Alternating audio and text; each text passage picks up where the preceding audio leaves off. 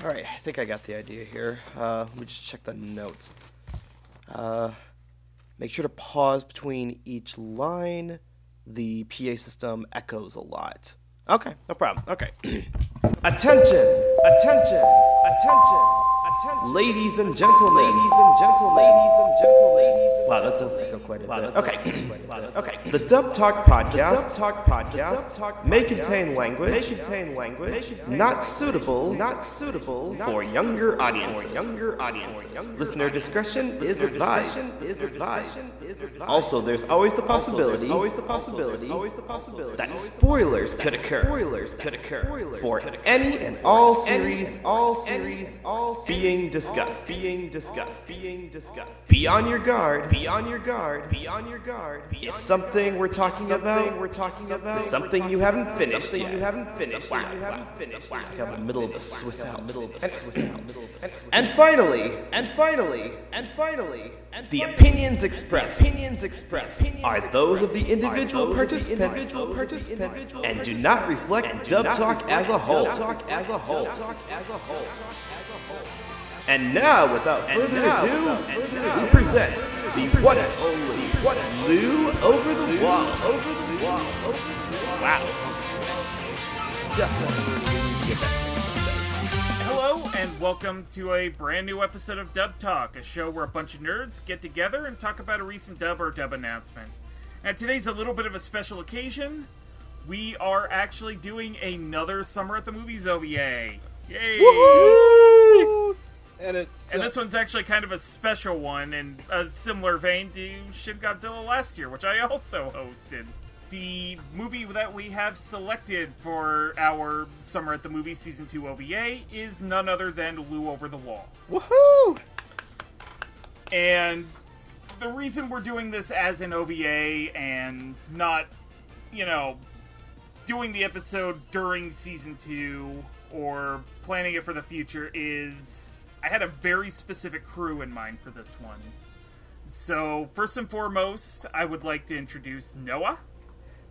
I was going to go into a dance and song number here, but you can't see that right now, so just imagine that I'm doing amazing dancing in front of the microphone.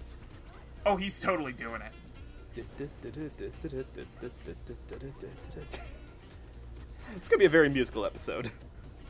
And breaking off from the tradition of our Summer at the Movies episode, we have more than one contributor to a host. And number 2 is none other than Amon. Hello, friends. I'd make a Gidget joke here, but I've never actually seen Gidget, so I can't do that. But I'm sure you can look her up on the internet and put it together yourself. And last but not least, we actually have a very special guest with us. This is his second time in a Dub Talk episode. We would like to welcome Mr. Itchy. Hey, thanks for having me back, guys. This is Itchinator here. If you remember, I was all the way back in the Oron High School Host Club Dub Talk session. That was many moons ago, and I'm happy to be back. We're happy to have you here. Mm-hmm. So there's actually a very good story to why this particular crew was gathered for this particular movie. Let's roll back the clock to about a year and a half ago, August of 2017. We four gentlemen went to Dallas, Texas for Anime Fest, where we happened to catch a screening of this film. Not just a screening, but I believe it was actually the North American premiere, wasn't it? It wasn't North American, but I want to say it was US. Okay.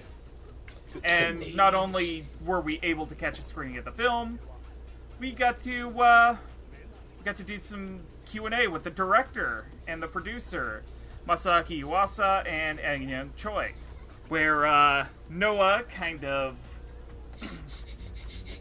accidentally called this movie by a different title.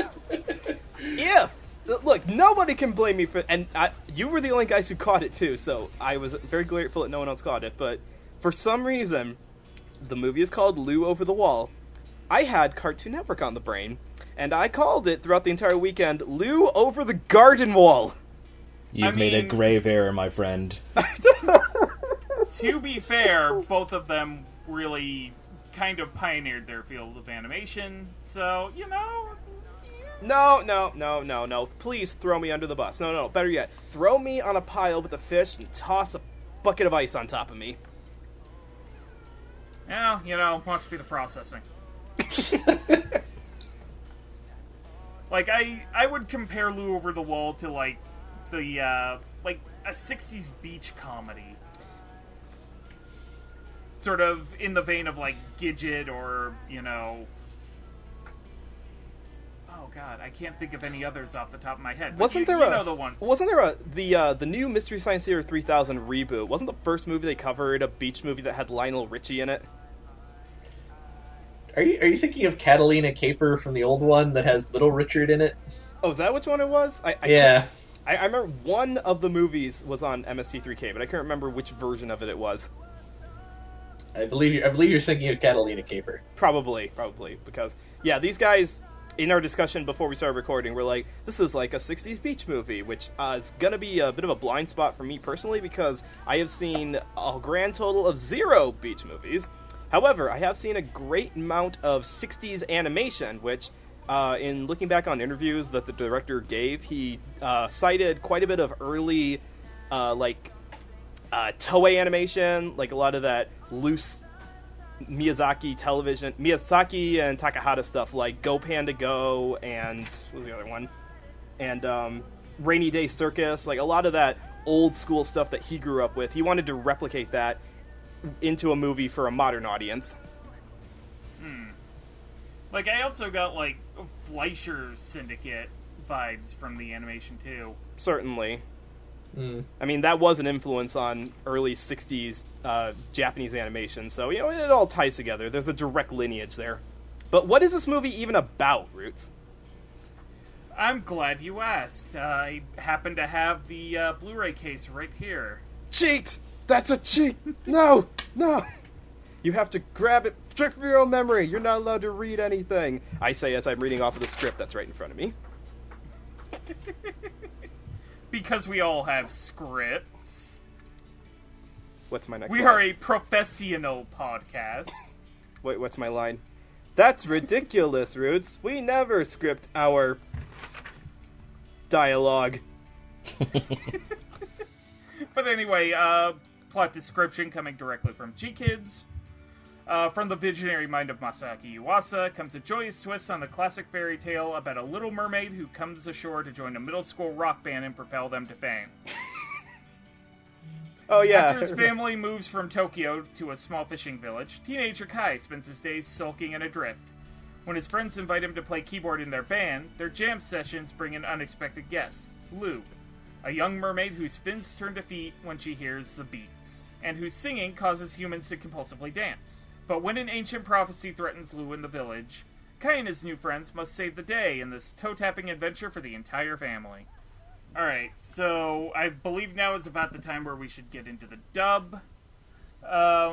We have 2 directors and 2 scriptwriters as per the end credits of the film. They're not necessarily credited on IMDb yet, but I use the end credits of the film as the basis for the list of characters and actors that we will be using tonight.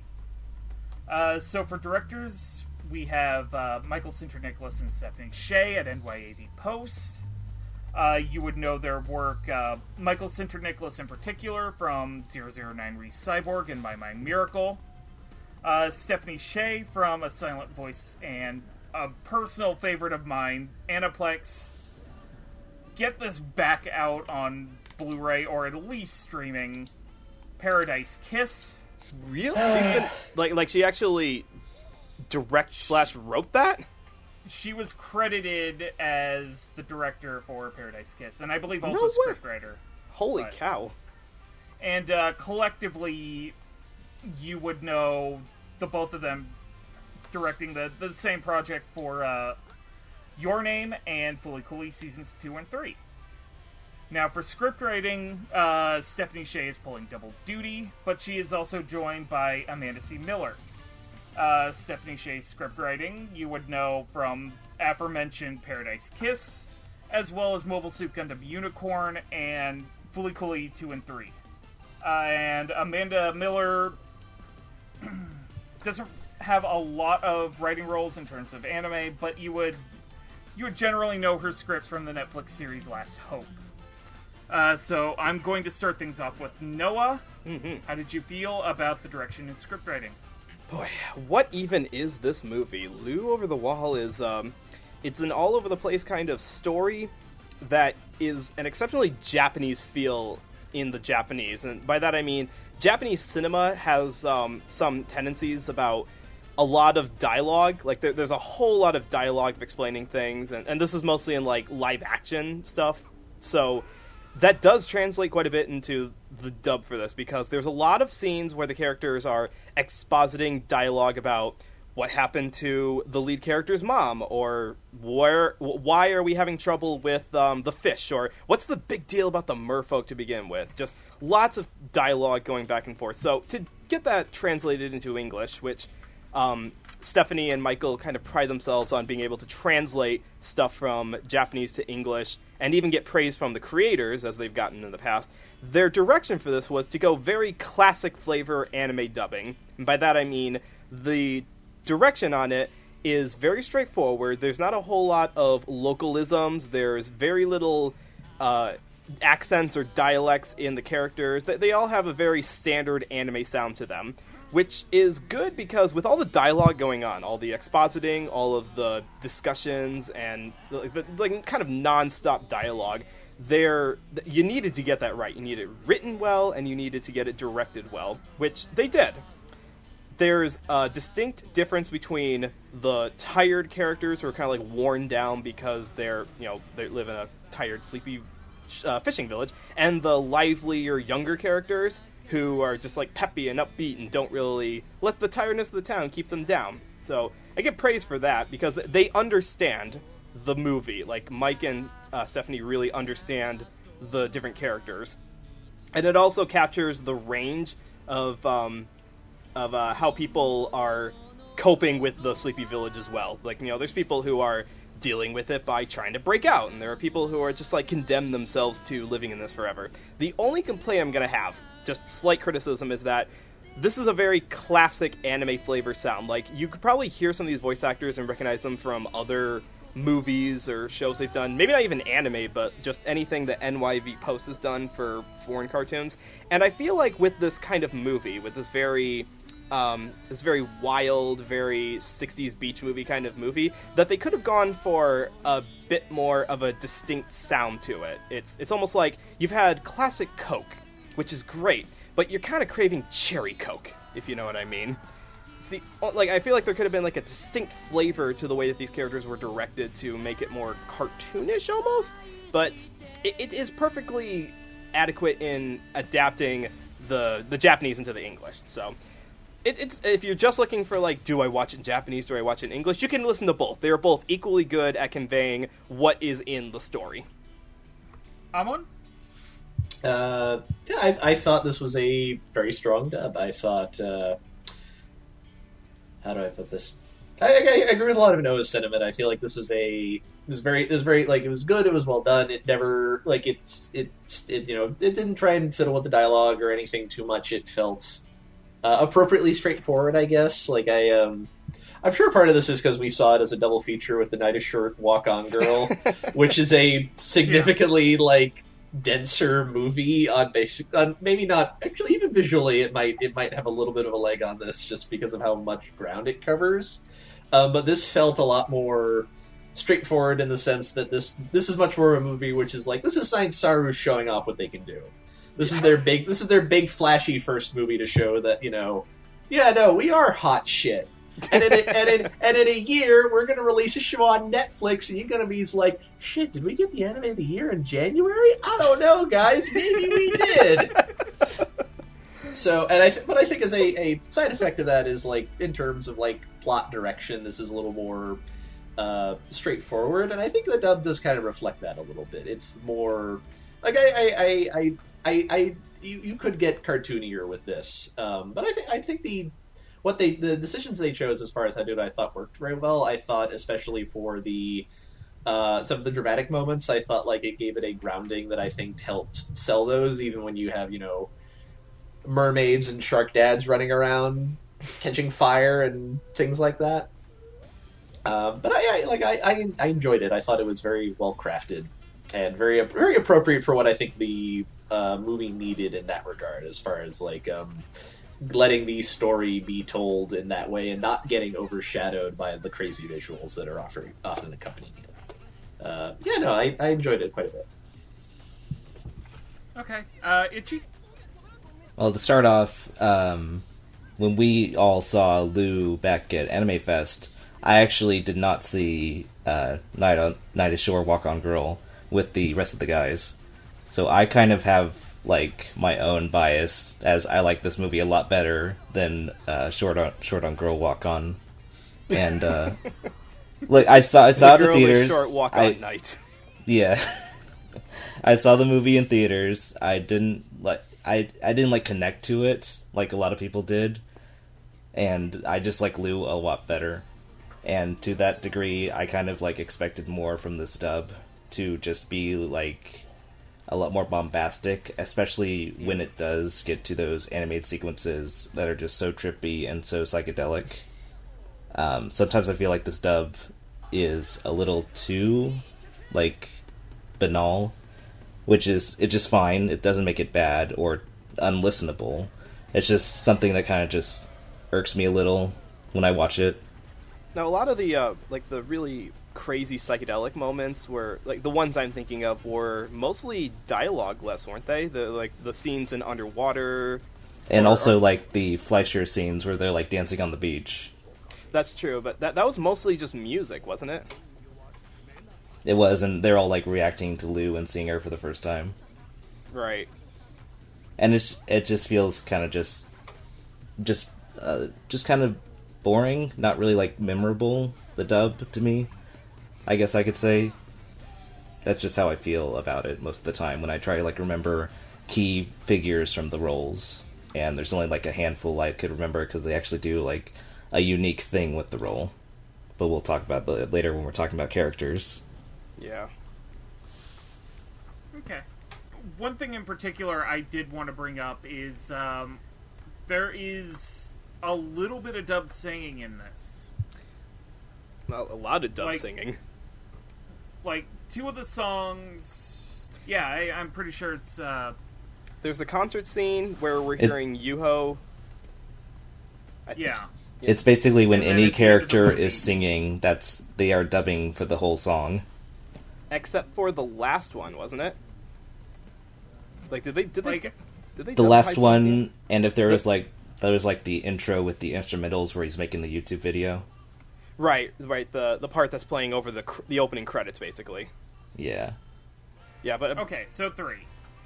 And there's also like the when Kai's father, he had his own band in the movie. They basically had him recorded him for like the whole song, but could only use partials of it for like the movie. Right. So yeah, interesting.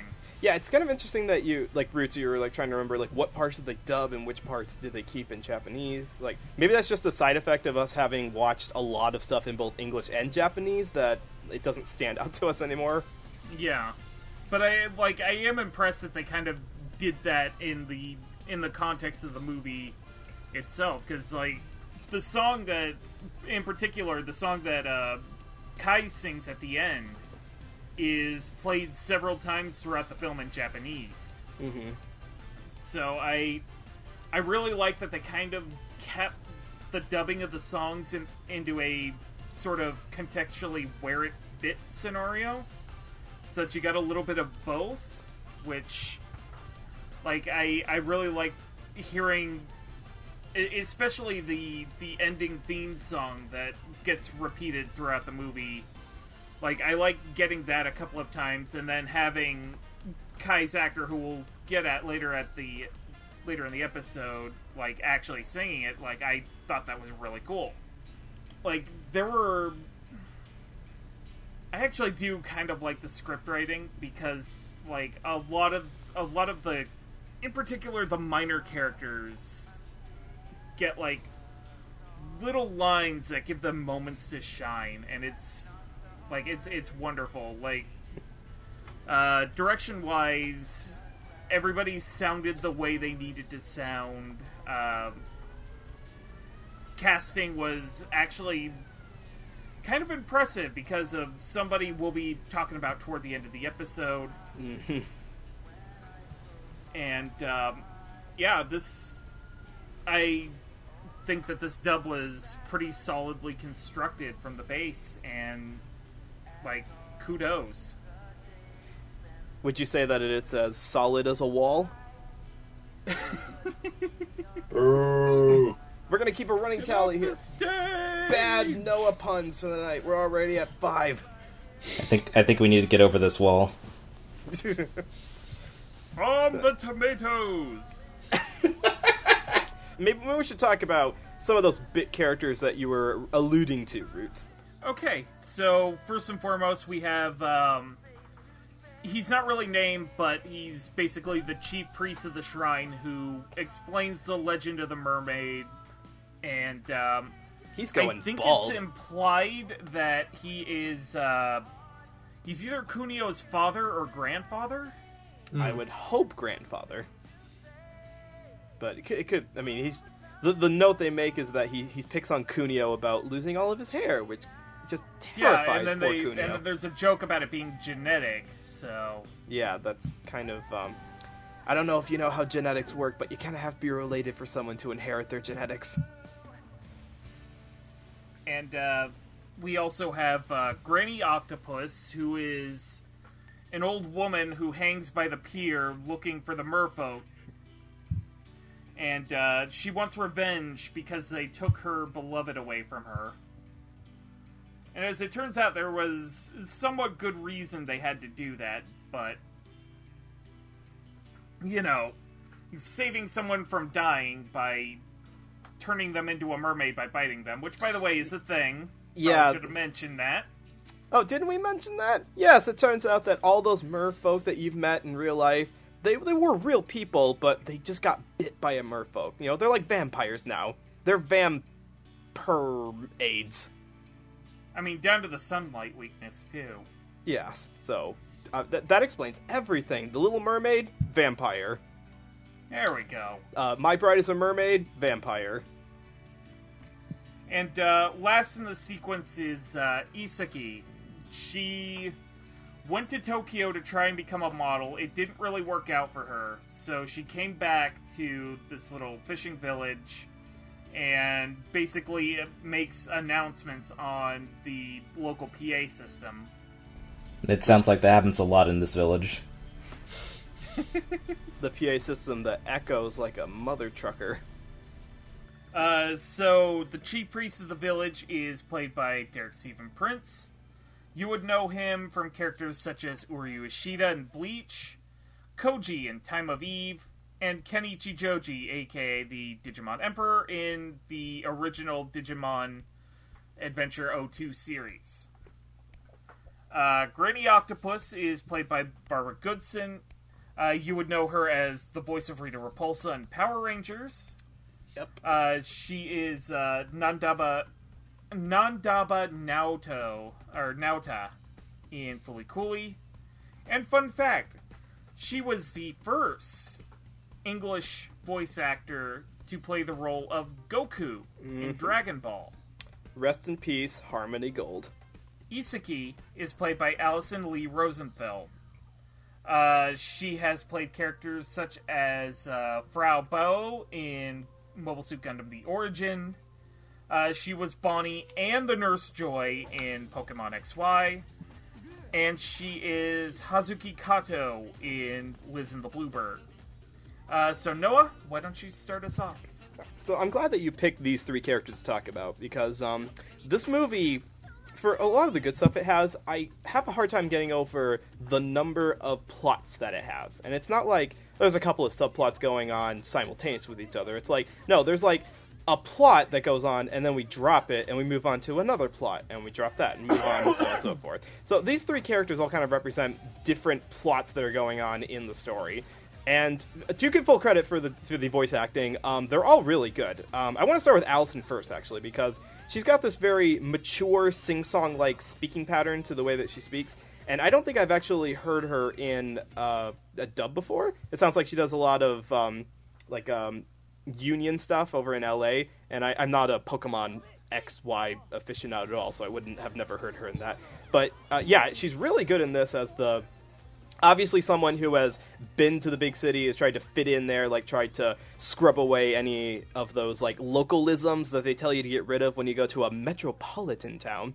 So, and her subplot is kind of tied into, what do I want to be when I grow up? Because if you have a Japanese anime featuring middle school characters, you can guarantee a subplot is going to be, what do I want to be when I grow up? And she kind of exemplifies that even if you think you know what you want to do when you grow up, it doesn't always work out for you, but sometimes you just gotta roll with it, which is not a bad lesson to have. That's a very good lesson, and I kind of wish it'd taken up more of the story instead of getting squashed into about maybe 2 or 3 scenes.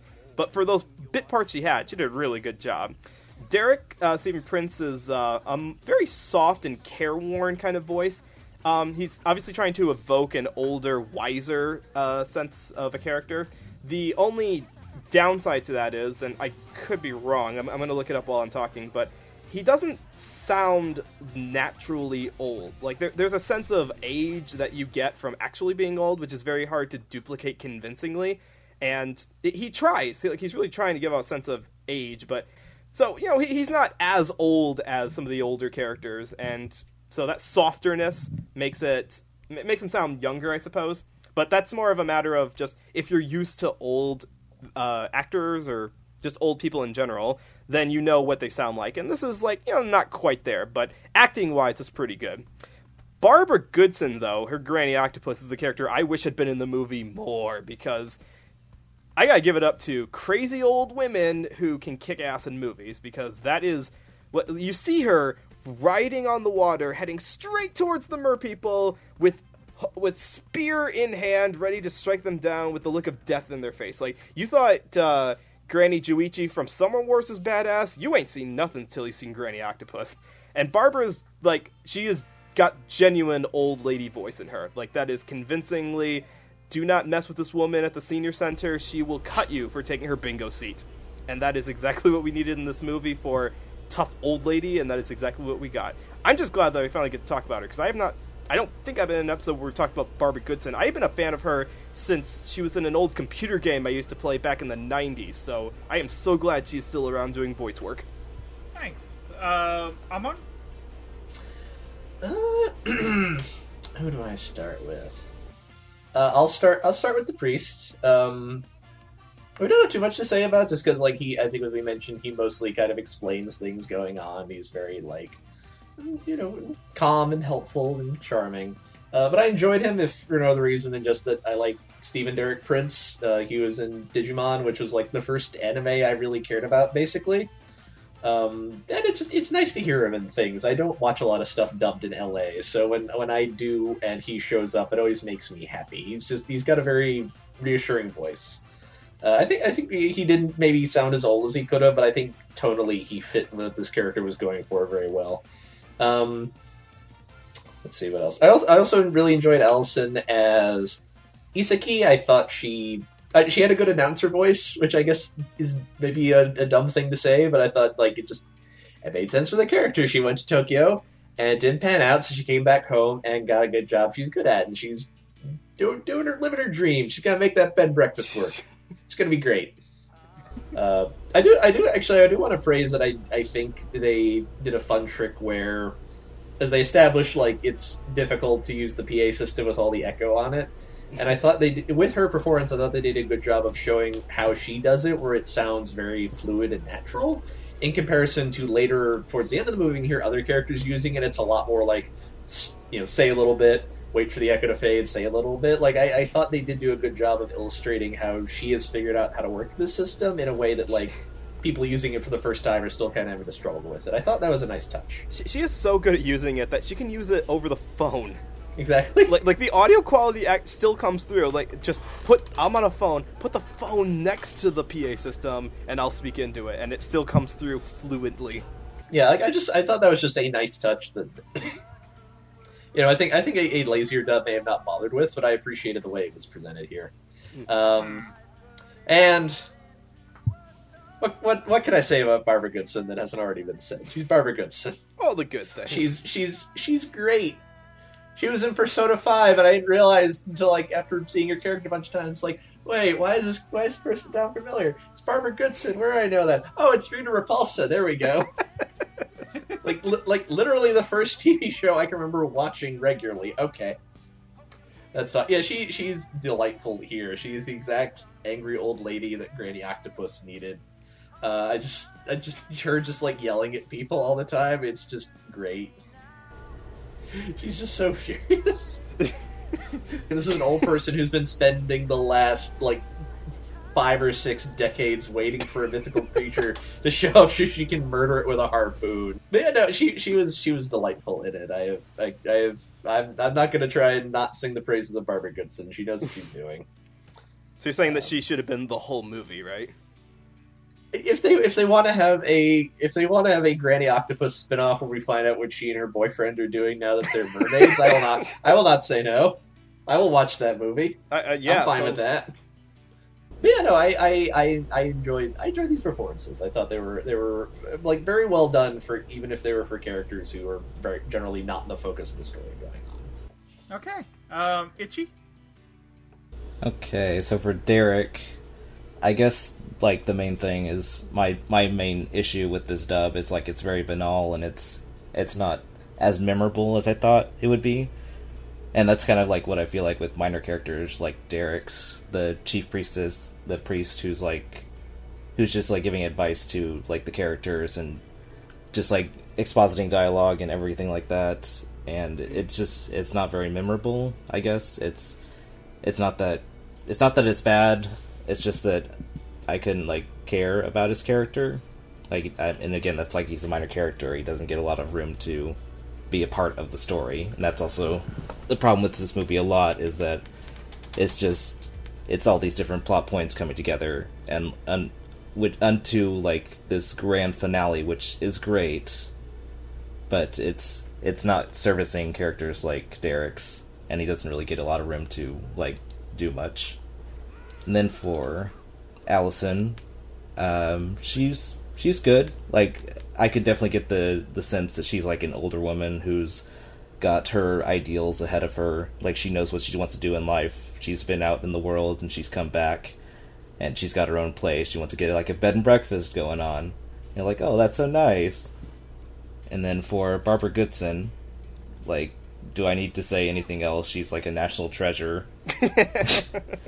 Like, the more I could say about her performance is like at the end of the movie when she finally gets reunited with like her long lost love, who she's like been antagonistic towards like the mermaids her whole adult life, and then she sees her husband and gives off this great like sigh of relief as her husband bites her and brings him down with her, and then she's suddenly like, wait a minute, I'm a mermaid. Yeah.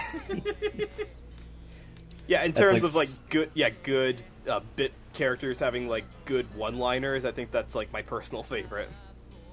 That's like such a good like character moment for her right at the end to just punch you up. Oh, that's Granny Octopus. See you later. Hope to see you in the sequel. That's pretty much all I have to say about them. Derek Stephen Prince as the nameless chief priest. Like, while I can kind of understand he didn't quite sound genuine old, I definitely like the voice that he gave to the character. And I like how he sort of, like, messes with Kunio at various opportunities. Like, the whole going bald thing. I really like that scene, and Derek Stephen Prince, like, gave this priest a very casual sense of humor that I could appreciate. And Alison Lee Rosenfeld as Isaki, I can definitely see her, like, she definitely has an air of confidence to her, and I appreciate that in the performance. And like Amon was saying, I like the little things, like, she's the only person who knows how to finesse the PA system to get her voice to project correctly. there are a lot of little things to this dub that I appreciate, and like she also gives a lot of she gives advice to Yuho toward the end of the film about pursuing her dreams, and that was a really nice scene. So, while she doesn't get a big role in the film, and none of these characters really do, and it's kind of a shame. I definitely do like the dub performances, but Barbara Goodson as Granny Octopus, so good. So good.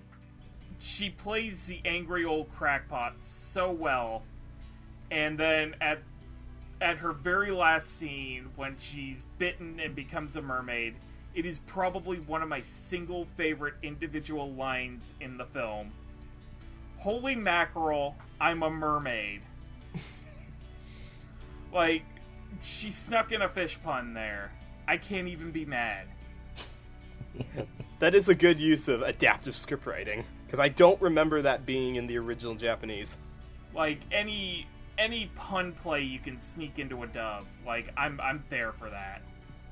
While the roles they were given weren't particularly big, they took what they had and gave their best. And I can definitely appreciate these three. So, good job, thumbs up. And I believe it is time to move on to our next group. Basically, the Dad Squad. Here we are talking about Kai's father, who in his youth went to Tokyo, met the woman who would become his wife. Or, wait, I think they were actually both from the village, and they left together. And because there's a character who knew both of them when they were younger, and he's like explaining to the class on career day. And I gotta say, one thing I really appreciate with this film is they actually kind of, like, they don't treat divorce as a, like, oh, mom and dad are both fighting kind of thing. It was just say, hey, like, we were in love with each other, and, you know, things didn't quite work out the way we wanted them to, and we went our separate ways. And, like, in particular with the dad, where he's just like, yeah, explaining all that, and then he's just like, but I'm still rooting for her. Like, I really appreciate that little sense of genuineness, but we'll get more onto that here in a bit. We also have Kai's grandfather, who witnessed his mother get bitten by a mermaid, and she's thrown back onto his boat, and since it's the middle of the day, she lights on fire and has to jump back into the water. And that ended up traumatizing him to the point where he could no longer go into the water. So he basically rents his boat out and makes umbrellas for a living. And he is completely adamant about Kai never stepping foot near the water, which, guess what he does, and guess what he meets. And we also have Lou's father, who shows up for a little bit of the movie, and he helps a bunch of fishermen figure out a new means of processing, where the fish come out super fresh, and also, like, the bones are still alive. Yeah, Lou gets captured toward the end of the film, and he turns into a giant berserker great white shark, and it's one of the most badass things I've ever seen. Daddy shark, daddy No! shark, daddy. Hey, if I have to suffer through that, son of a bitch, all of you will suffer. That is my daughter Ruby's favorite song. She goes up to me and going, "Daddy, and she's only 2. Now all of you will deal with this. You're welcome. My heart. So, Kai's father is played by Ezra Wise. There's not really a lot of, like, main characters to his credit. He's mainly a scriptwriter-director from the looks of things. But he played Zenjiro in Miss Hokusai. Kai's grandfather is played by Steve Kramer. You would know him as the third Hokage in Naruto. Kane Barzard in Seven Deadly Sins. And he was Wise Man in Sailor Moon R, and he also reprised the role in Crystal. Now, Lou's father is played by Michael S. Bailey. You would know him as Zod in Berserk, the original 99 series, and the Golden Age movies. He was also Crocodile in the 4Kids dub of One Piece. Sabaroa Zinnerman in Mobile Suit Gundam Unicorn. So, Amon, why don't you start us off? All right. Let me see. Start with Kai's dad. Let me get my cast list here so I know who I'm actually talking about. Of course he's not on here. Who plays this character again? It's Izura Weiss. No, Kai's father is another one of the characters who's, he's a little more plot relevant, but he doesn't do much other than tell Kai to get his grades up and go to a good school. And kind of be a well-meaning scold for a lot of the movie until towards the end, where it's like, no, you should do what makes you happy. Don't be miserable. Don't be miserable like me. Don't be miserable. Be happier. But he sounded he got it well. How do I put this? I thought he did well in that regard. He sounded very stern for a lot of it. And then when he softens up, I thought he did that. I will note, however, that it took me a little bit to remember that he's supposed to be Kai's dad. I actually thought is he Kai's dad or is he Kai's older brother? I can't remember. Yeah. And a lot of that's just the character design. He doesn't look old enough to have a teenage son. No, he doesn't. But part of it's also I think Ezra plays a voice that does match that character design. It's just that character design could be a guy. It could be a guy in his mid to late 30s, but it could also be a guy in his mid 20s. But I thought he performed well in the role. I'm not going to blame him for the character design. Obviously, that was not a decision making process he had a lot of say in. Izura only signs up for roles where he looks much, much younger than he actually is. It's in his contract. Apparently so. What else? I also enjoyed Steve as the grandfather. He was nicely kind of crotchety, but not overtly. I thought there was actually some nice subtlety to his performance as far as being very, very insistent on this point that he doesn't want to talk about. But also still feeling very you can tell this is coming from a place of I am worried about them, even though I'm not going to talk about it. Also, I like that character's emotional arc, particularly, and obviously this isn't part of the voice acting, when he's kind of starting to put together what happened to his mom, because he clearly didn't figure that out. But he's mermaids catch fire when they're in sunlight. My mom caught fire when she was in sunlight. And these clearly half forgotten memories of something bringing his ukulele back from the ocean when he was 10. You can see the gerbil wheel in his head just exactly along. Pretty much. And I think it's almost a shame that so many of those moments for that character are usually they're not voiced; they're just stuff he's internally thinking about. Because Steve doesn't really get to interact with that. But I liked his performance. He was a good kind of calm but stern grandfather figure. But now we get to my favorite character from this movie. The opposite of calm. Yeah, exactly. I love Lou's dad. I like Michael's performance a lot. I almost kind of wish Lou's father had more in the way of lines per se. Just because lines, right? He doesn't he doesn't he does the he does that thing when you hire Frank Welker to play an alien thing.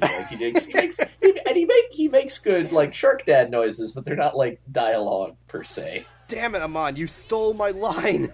Sorry. I was actively going to reference Frank Welker in my part of that. You should have insisted on going first. I should have. To be fair, we could also name Mike Patton or. I feel like Mike Patton would be a much scarier Lou's dad. But no, I love Lou's dad just because he's a giant shark dude in a suit, and he just sort of roams around getting shit done, and people are must be the processing. Are these fish? Are these fish really supposed to keep swimming around after you eat them? But yeah, like he all like obviously he's mostly just kind of making noises, but like he was a good accent to the visual performance of the character, which I feel like is kind of what you need in a role like this. Mm-hmm. I enjoyed him a lot, and he makes good yelling noises when he's like running over to protect Lou. Yeah, I enjoyed it. It was good. All right, Noah. Yeah, I hate you, Amon, so much. You stole my exact reference I was going to go with, because, okay, I made this connection before I had actually listened to the director's interview, but Lou's father is very heavily based on, you would think Totoro, right? You would think he actually looks and smiles like Totoro from My Neighbor Totoro, but before that, actually, before Miyazaki made that, he and Takahata made a TV show called Go Panda Go, who had the exact same smile face that Totoro is known for, and that is the image that Yuassa was actually referencing when he designed Lou's father this way. So, of course, I was thinking of Totoro's English voice actor Frank Welker, and I'm thinking, this Michael guy this might give Frank Welker a run for his money, because in that movie, Frank Welker just growls his lines in this very rumbly voice, and that's exactly what Michael does in this. He growls the lines. They're not even lines, they're just sound effects with a couple of slightly understandable lines in there. He's basically the Hulk, is the way that he speaks. And there's nothing wrong with that. Like, I love the part where he smashes Loki at the end of the movie. It's an absolutely great voice acting performance. No, he didn't. So, yeah, for what Michael was told to do, like, I'm actually kind of surprised that they chose to redub this in English, because you could have just kept the sound effects from the Japanese voice actor and probably wouldn't have lost too much, but it really does show the dedication to getting an accurate English translation that Stephanie and Michael thought it necessary to cast an English voice actor who could do the same thing, and for that, great job, Michael. Going on to Izura's Teru, yeah, he sounds too young. He not just looks too young, but he sounds too young to be a dad, and this is coming from a guy who actually is a dad and continuously gets asked by people, is that your kid or your brother? Like, I get that mentality. I get that. But for this movie here, the character design and the sound just was, like, a little too young. But I guess we're supposed to get from this that Kai's father and mother got together when they were kind of on the younger side, like, maybe, like, very early 20s. So I just kind of, like, get through that mental roadblock. And like you were saying, Roots, I do appreciate the fact that their characterization of divorced parents is not one of continuous bickering, but of mutually beneficial separation, even if there's, some hardships afterwards. Like, sometimes that's just how divorce works out, and it's nice to see that represented. But for the actual acting portion of it, Izura does actually a very good job. He's got a very worn down voice when he's like trying to teach his son that you're supposed to get good grades so you can lead a successful life. But then we see a bit more of his personality when he's kind of flustered about the fact that his son found his old cassette tapes and is listening to his old band singing. And that was also something that kind of touched me in the, if my kids ever find my old work, like, I don't know, this podcast when they get older, I'd probably get a little flustered myself. So Izura's performance on that, absolutely what the character needed for what was written. Now, Steve, his grandfather is very interesting because the grandfather is the only character who doesn't get, to my knowledge, any comedic moments. His entire portrayal is entirely serious because he's not only worn down by the memory of what happened when he was young and continuously trying to keep himself busy to forget about it, but it's also the quietest, most straightforward parts of the entire movie that we get. And Steve sells that very well. He's got this gruff, monosyllabic, moody voice to it that gives a sensation that he's pretty much dead to the world, but it's not boring. Like, it's not mediocre. It's like, it's a very believable old man down on the world voice. Like, if you've ever been, end of the work week, dead to the world, just let me veg with my enormous backlog of Netflix shows to watch, that's the sense that you get out of this performance, and it's exactly what this role needed for this part of the story, which again is like one of 10 stories going on. Okay, Itchy? So for Ezra, and I'm thinking about Kai's father, there's not really much I can think about for his character, except for, like, the one moment where we're at work, and it's right after his son figures out about his band, and then he's thinking about it and gets, like, flustered all of a sudden. That's, like, such a good moment to just, like, encapsulate for his character. So, besides that, it's not just, like, a role that I can, like, think of that just flies off the handle or, like, is that memorable for me. It's just something that, it's like a cute little moment for him that just shows, like, the acting range of him, just to get that across. And then for Steve Kramer, who plays the grandfather, he did a pretty good role throughout this whole movie. He's playing, like, the grandfather who's, like, got a chip on his shoulder about losing his mother. And he's so embittered throughout the whole movie about that. He doesn't want his son to ever go near the water or go near the mermaids. And then when he finally realizes everything, he comes around to, like, the end and is, like, the great shield for all of the mermaids with his umbrellas. And it's such, like, a winning moment for him to just come to this realization. A good scene where where all the fishermen just come out with umbrellas. It gets me to tears, like, every time I watch it, whether it's sub or dub. Then lastly for David, who plays Big Daddy Shark Man. Woo! He's, like, the best part of this movie for me, besides his daughter Lou, which I like a lot more, but we'll get to that. But for the father, obviously he doesn't have any lines in it, so it's not, like, a much more of a performance. It's just more like grunts and snarls and stuff, but it definitely gets across well in the scenes that he's in, and I guess it does remind me a lot of, like, his speaking roles, where he's playing, like, Zod and Berserk, and it's that low grovelly sound that he really does really well to sell, like, this big, like, girthy man who, like, towers over everybody, but then you get to know him and he's, like, this super cheery guy who's, like, happy to help out anybody in town, even if it's gonna, like, make all the fish into skeletons. Or wait around all day for the shadows to let him get successfully. That was the best. best gag in the movie. And no one's, like, calling the police. They're just like, oh, what a good dad. Let's let him be, as the sun gradually moves over the hills. Well, he can't be any trouble. Look at him. He's wearing a suit. Would a troublemaker wear that nice an outfit? I don't think so. He has a mustache, a bowler hat, and an octopus pipe. He's got, like, some sort of, like, seaweed-based smoking pipe. Yeah, he's a classy dude. As we all know, no one wants to open up a business with the Chamber of Commerce. That's all he wants. He's trying to provide for his daughter. That is a good dad. I'm nominating him for Dad of the Year. Mm-hmm. So I'm actually going to start with Lou's dad. And, you know, like Noah was bringing up with Frank Welker as Totoro, I'm actually going to be a little bit more respectful for my main roots and bring up Pete's Dragon. Oh.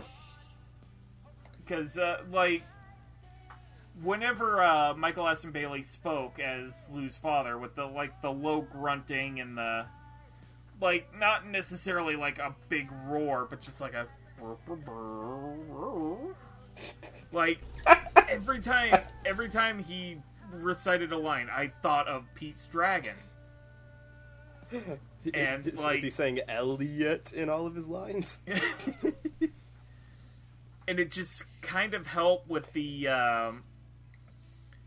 just kind of made Lou's dad feel a little more gentle. And, like, and it made the end of the movie where he turned into the berserker great white land shark that's on fire. Because I think we need to have that distinction as well. Not only is it a great white shark, he's a great white land shark, and he's also on fire. Yeah, he went through metaphorical hell for his daughter. But at that point, he, like, literally does go into, like, loud roaring and, like, that was heart-wrenching. Yeah, that was I really liked the performance, even though it was just like, you know, grunting and roaring. Which, from what I understand, like, when you dub an anime, you have to dub everything. Including, like you can't just keep one Japanese voice actor who's basically doing animal noises. You've got to, like, completely do every performance that had a voice actor attached to them, you have to do from scratch when you dub. Because he's our Shark Daddy. Moving on to Kai's grandfather, I really like Steve Kramer's, like, gruff, like, not quite angry, but just kind of tired voice. Where he scolds Kai for going too close to the water. He's always, like, grumpy that, like, a clam won't open or there's too much sand in it. Like, he acts like a typical grandfather. Kind of in that sense. Like, he cares, but he's also kind of grumpy. Yeah. And one thing I really have to, like, note with Ezra Weiss's performance as Kai's father, it sounds like he sort of adopted a lot of the mannerisms of Kai's English voice actor, which really impressed me. He sounds like a slightly older version of Kai's dub voice. Which, and combine that with the with his gentle demeanor, like, it was a performance I really liked. So, like, kudos to the three of them. Good performances all around. So moving on, we're actually going to move to Yuho's father and grandfather. These assholes. Who are basically the president and chairman of the fish processing company that is basically keeping this little island village afloat. Pardon the pun. We will no. Sorry, we will not be forgiving that. There's a crucifix right over there. We'd like you to get up on that. Emma. But yeah, these two characters are kind of our surrogate corporate assholes that you need in a movie about. Like, every time there's a movie about, like, a struggling village who, like, you know, can't make the rent, or, like, there's no business around, or what have you, we always need, like, these money-grubbing entrepreneurs who will do anything and everything to get that money to keep them afloat. No pun intended. Well, I mean, to be fair, they are both the closest thing this film has to, like, actual antagonists. Mm-hmm. In quotations. And at the same time, they're just doing what they can to keep the island from shutting down entirely and, like, everybody going out of business. So, it's sort of a Lady Eboshi situation where I can kind of see where they're coming from, even though they're wrong in how they went about it, you know. Yeah, but unlike Princess Mononoke, I don't think we're supposed to empathize with what they're doing at all in the movie. No. I mean, their goal is basically, after the mermaid secret is exposed, they basically try to revitalize an old theme park. And when Yuho is quote-unquote kidnapped, in reality she ran away, the merfolk are blamed. They kind of stoke the fires of anger and... I mean, in fairness, her father stokes the fires. Yeah. Like, he's much more villainous in the back half of the movie than the grandfather, who mostly just seems to want to run a theme park. Yeah, he just seems like, oh, we get to reopen the theme park? Let's do it, yeah! The point being, like, it's supposed to all tie together to the what do you want to be when you grow up, or, like, should you be a self-sustaining member of society, or should you do what you enjoy, you know? Should you be a musician or a dancer? And the answer seems to be, don't be these assholes. Whatever you do, don't be these guys. But in any case, we need to get to the voice actors attached. Playing Yuho's father is Joseph Wims. He from what I saw, he does a lot of smaller roles in a bunch of the Netflix anime series. His most notable role is Yoichiro Amamiya in Force of Piano. And Yuho's grandfather is played by Michael Sorick. Now, you would know him as Ekubo, aka Dimple, in Mob Psycho 100. He played Takahashi in Ajin, and Otto Mitas in Mobile Suit Gundam Unicorn. So, Noah, why don't you start us off? I'd just like to say, to start with, that I have seen literally 0 of the shows that you mentioned, and I feel like a tool for not having seen any of them. That's alright. Really should get on the Netflix bandwagon eventually. I mean, in your defense, you are raising small children. That does tend to eat up one's free time. That's true, but as a as an associate of these fine scholarly gentlemen in this podcast with me, I still feel I'm not doing my due diligence. But that's neither here nor there. These both of them, I actually have the least to say about both of them because they do bring a bit of the more wild voice acting because they're so cartoonishly evil, and I use the big air quotes in terms of evil here. But for Michael, for the grandfather with the cowboy hat, this is how you know he's the grandfather. He is the only of the characters who has a bit of a drawl to his speaking voice. Like, he's not only stereotypically Texan-like, but he's also has the voice to go with it. He's got an older toughness to it that is, it fits with the character as it's going for, and that's about all you can say because he doesn't have a whole lot of dialogue except for the scene where they're basically contemplating what to do about their mermaid problem. And by problem, I mean exploit the hell out of it. But, again, for talking about bit parts, if a bit part is directed well, then that's a high praise for the dub on the whole. And for this one, he did a pretty good job. Same thing with Joseph. His main attribute is that he's a bit of a pushover when we first see him, so he's got this soft male voice that gives off a sense of not being able to get out of his father's shadow, and that elevates to full-on supervillain mode near the end of the movie when he basically declares war on the mermaids, and that does not go over very well. But even in that second half of the movie, his voice doesn't really change. Like, he doesn't get gruffer or lower. He maintains that tenor voice of a guy who does not have the confidence that his father has and is trying to compensate for that. The negative points I have to say on these characters is nothing to do with their acting. It's entirely about the way they're written into the story. Because, like I said, there are 15 stories going on in this one movie, and their subplot about, wanting to save the town and exploiting the mer people and then being mad at the mer people and then, mer people are okay. The entire thing goes by way too fast to be satisfying. So it undermines the good voice acting that the two of them have. It just brings it back down to just okay voice acting in my memory. Okay. Amon? Let's see. I enjoyed Michael Sorek as the chairman, the grandfather. He was just fun. He had a nice kind of boisterousness to him. He definitely sold me as the kind of guy who clearly wishes he was from Texas, even though he's from a small town in coastal Japan. If this were a slightly looser dub, I kind of wish they would have done him as doing like kind of a bad Texas accent.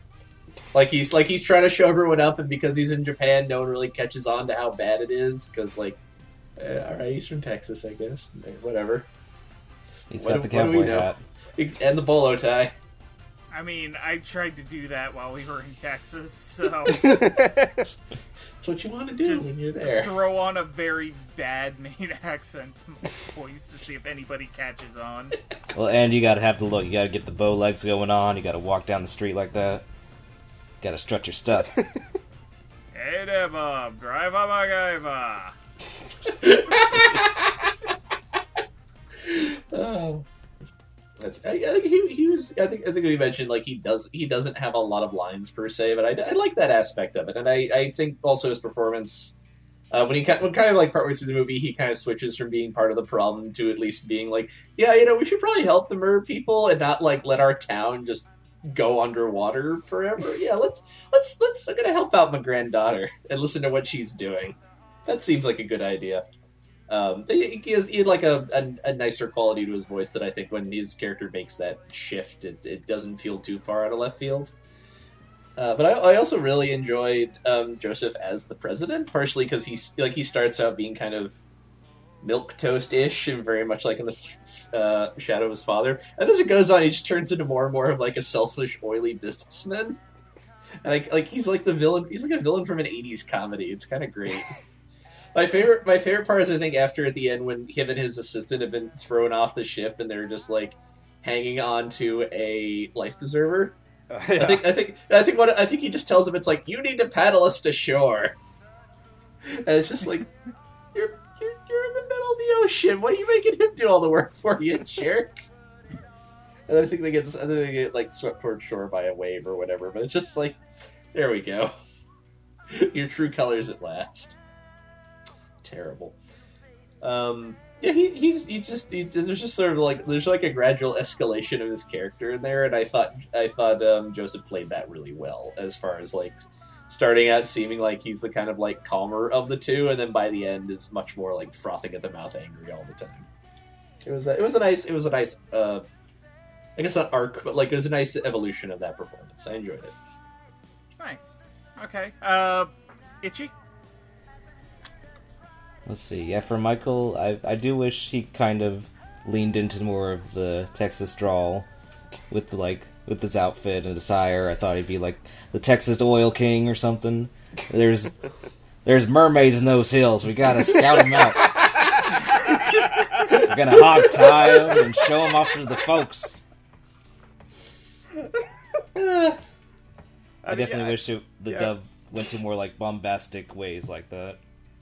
I mean, yeah, it's already there. Like, he's already a cartoonish character. You may as well play it up to the full stereotype. And then for Joseph, who plays Yuho's father, I definitely agree with what you guys are saying. How he starts out as like a meek kind of guy in his father's shadow, who's trying to run this company and do things right, and then he has his daughter, who, when she goes missing, basically snaps his like brain in half. And he just goes on like a blood rage feud against the mermaids, trying to like almost kill Lou. Like, you can see like when he's trying to shine the light on her, like it's not even gonna hit her, and she's just like scared at it. But he's just so manic and so like frothing at the mouth when he's trying to do it. It's such a good performance when that happens. You tried to kill my daughter. She's literally right here. Well, do it anyway. That's pretty much all I gotta say for those two. Okay. Yeah, I like how big and bombastic Michael Sorek played Yuho's grandfather. Like, he seems like a gentle giant, like out of his element, out of his time. He sees the village sort of in its glory days, and as much as people are trying to basically like keep all the businesses from going under, like he's just blind to what's really going on. And I really like that. I actually kind of like that Michael Sorek didn't go with the full like Texas drawl, pretending to be like something he's not. And I think it would have overpowered the other performances around him if he had done that, personally. I see that. But he plays it big, he plays it loud, he plays it cocky, and he's just a big lovable doof. Same can't be said about his son, though. I like you guys said, I really like that he was basically a pushover in the beginning of the film, and as he started seeing dollar signs in his eyes, he gets more and more sort of weaselly and greasy, and like up to the point where he's basically attempting to murder Lou, even though, you know, Yuho has come out to say that, oh, she's fine.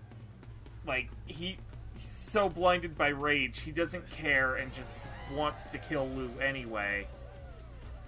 And, like, I really like that out of his performance, and especially his comeuppance at the end, where he's basically, like, he's stuck on one of the broken rides of the theme park. Like, going in a constant loop, and he's screaming, and it's just, like, chef kiss. It was so satisfying. And I like the sort of weaselly scream he and his assistant give out at that scene. And it's basically like, Kai's dad is basically like, should we go down and help him? And the grandfather's just like, nah, they'll be fine. The movie's almost over. They'll be fine. Like, I really like that I really like that Yuho's grandfather, like, sort of figures out the error of his ways around the end of the film and, like, offers to help.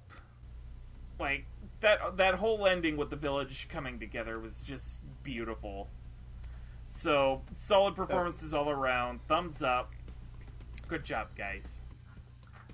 So next up we have Kai's bandmates and friends who basically set things into motion by inviting Kai to Merfolk Island, where he meets Lou, and their music basically sets this adventure on its course. And those are Kunio and Yuho. Kunio is the guitarist of the band Siren, and Yuho is its singer.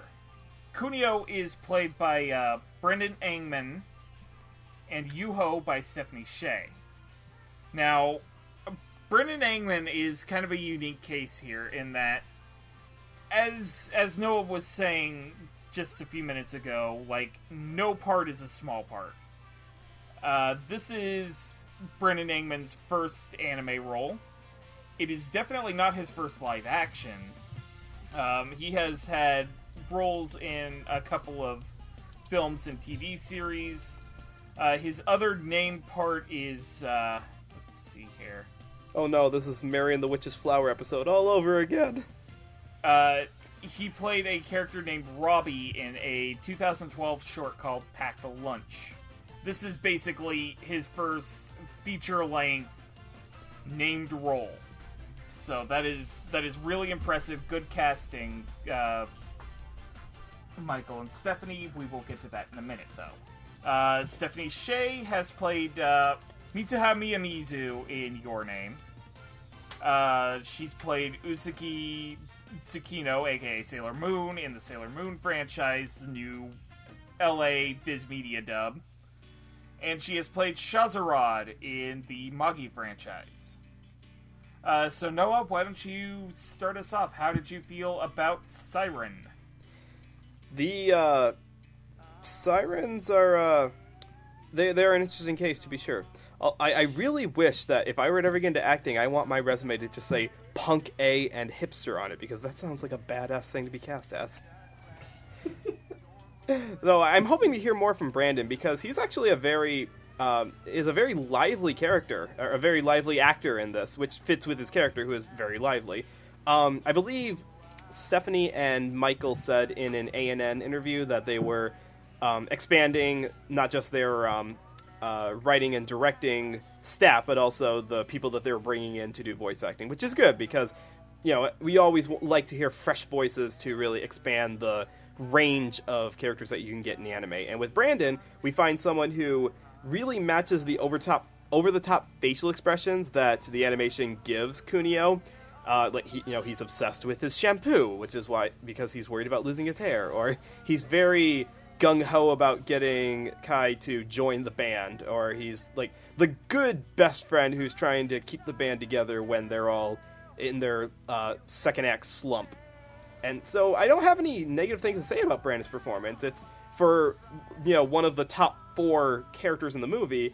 He matches the hyper and fast-paced tenor that this needs. He's slightly goofy. It's pretty much the best exemplification of the over-the-top acting that I was looking for a movie that has very over-the-top visuals to go with it. Now, Stephanie, who I think you all have heard before. She may have done one or two things you may have heard of before. She's got a very peppy up and down voice for Yuho at the beginning of it, because she's basically feels like she's overcompensating for not just the fact that her dad and grandfather are business assholes, but the fact that she's wants to get out of the town and really do more beyond just what living in a fishing town can exemplify. So in that sense, Stephanie gives her a very over-the-top... I don't want to say over-the-top voice, that's because that sounds negative, but a very upbeat personality, which is interesting because she actually gets very down on her personality later on in the movie when things don't go the best for their band. But throughout the whole thing, she has a slight warble in the way that she speaks. It's not a quiver, like she doesn't sound scared, but it's this very distinct timbre that's like kind of vibrating in the back of the vocal cords for flavor that makes her very distinct from any other female role that we see throughout this entire cast here. So if I wanted to say to someone that you should listen to this dub for like really good voice acting that is both interesting to listen to but also good at acting, I would point to both of these characters. I'm really glad we're talking about them simultaneously because they're probably my two favorite of the entire cast. Okay, Amon? Yeah, I also enjoyed these two a lot. Let's see, Stephanie, I thought she was just very like really good at being like really upbeat and peppy in a way that just fits Yuho so well. She was just good at being like kind of a teenage girl who's just like trying to have fun and not get dragged down by her family's business, which monopolizes the town, and which it just seems like she's not terribly interested in dealing with if she doesn't have to. She was a nice performance. She was good at doing the upbeat bits, and when she's like things are kind of falling apart for her, expressing that kind of sorrow and tragedy. Also, this is a weird compliment, but I want to compliment her singing during the like concert at the theme park. That was really good, like okay singing, I guess. It sounded like really good, authentically like they've practiced, they're trying, but they're not good really. Like she did a good job of being like authentically amateur. Yeah, like authentically warbly in the way that like actual teenagers who don't necessarily have a lot of actual like singing experience sound like. It wasn't like super over the top bad, but it was like, yeah, this is what actual people who can't sing very well sound like. And I thought, and I don't like I feel like a lot of actors usually have some level of professional singing experience, so I'm not sure what Stephanie Shea's like. I'm not sure like how well she can sing in general, but like she hit that right sweet spot very well. I thought I want to give kudos to that. Okay, Stephanie, we want you to sing. Okay, no problem. Whoa, wait, hold on. We want you to sing mediocrely, like a 15-year-old who's never been off the island she was born on. Exactly. And again, Stephanie's directing, so she's saying this to herself. Exactly. Oh yeah. She's having one of those Gary game chess moments where she's playing both sides of the recording studio. Yeah, so like it's just she was really good in that, and I want to second like I thought Brandon did it's probably his like first name role in an anime dub. This is like really well done. He was very good, like authentically teenagery, and just very excitable and clearly full of energy and very jazzed to be here. Also, I give him a shout out for my favorite line in the movie, which is after they realize that they're at the concert and like some middle-aged dudes in bad wigs have come to replace them, and he's just professional session players. And it's like which is both ridiculous and also the exact kind of line that specifically makes me laugh, because it's like, oh no, we were replaced by the guys from Toto. Oh, we can't recover from this. They're way more talented than we are. I thought you were going to diss Toto there for a second. Toto are five of the finest session musicians LA have ever seen. I will speak nothing bad about Toto. They have talent, damn it. I want They're you to just go on the not record. pretty. I want you to go on the record right here to say that they had more than just the 3 songs that the radio stations play over and over again. Hydra is a great album, it's just nobody wanted a yacht prog album in 1978. It's a great album in a very, very specific genre. Anyways. He's just sorry. He's just a lot of fun in that role. I hope to hear him in more stuff in the future. I think he's got good chops, and yeah, I wish all the success to him. Cast him in more stuff. Okay, Itchy? And there's not much more I wanted to add. That's like everything I wanted to say about these two. I definitely like Brandon a lot in this role for his like first time being in a feature film. That's actually pretty impressive that he's playing this character throughout the whole movie who's like boisterous and energetic and is like the core of the group, who basically brings everybody together at the end. And like the part where he's trying to do the announcements is like so funny because they talk throughout the whole movie about how you have to do it and you have to talk to announcements just like this, and then he goes into the booth and he's just like he just speaks it out all at once. And it's like the funniest things, and you hear the echo through the town of how that sounds. And I also like that the townsfolk are just like, is this guy high? And then for Stephanie, like she was like perfect in this role.